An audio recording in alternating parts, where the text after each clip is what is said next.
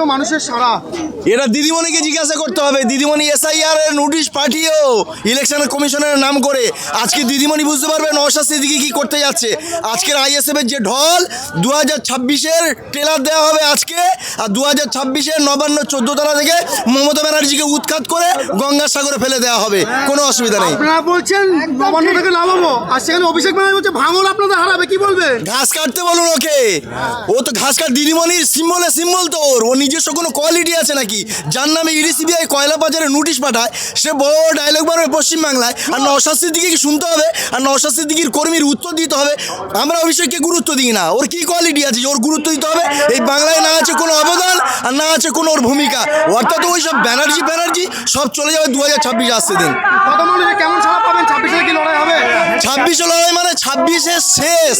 মমতা ব্যানার্জি 26-এ শেষ, ভয় পাচ্ছে। আপনারা আইবিডিআইবির কাছ থেকে ভালো করে খবর নেন, আপনারা মিডিয়া আছেন, খবর নেন। দিদিমণি শেষ, দিদিমণি আর কিচ্ছু নেই।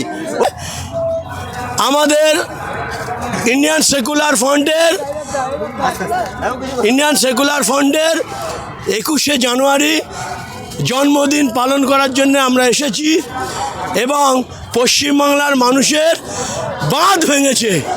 আজকে এই ভিড় দেখে, এই মানুষের যাতায়াত লক্ষ্য করে বিভিন্ন জায়গায়, যেমন দাঁতপুর অঞ্চলে আমাদের কর্মীদের উপরে অকথ্যভাবে অত্যাচার চালাচ্ছে, তাদেরকে আসতে দেবে না, বাধা দেওয়া হচ্ছে, গাড়ির ড্রাইভারদেরকে মারা হচ্ছে, প্রশাসন নিশ্চুপ, উল্টে আরও আমাদের ইন্ডিয়ান সেকুলার ফ্রন্টের ছেলেদের অ্যারেস্ট করছে।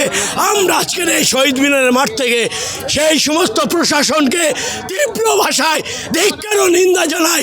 অবিলম্বে এখনও তৃণমূলের দলদাস থেকে বাইরে আসুন, নাইলে কিন্তু সামনে সমূহ বিপদ। বাংলার মানুষ যখন রেগে যাবে, জেগে যাবে, ওই বাংলাদেশে যেমন হাসিনা আমরা দেখেছি তো অন্য জায়গায়, তাদের মতো কিন্তু অবস্থা হবে। আমি আপনাদের মাধ্যমে মমতা বন্দ্যোপাধ্যায়কে বলতে চাই,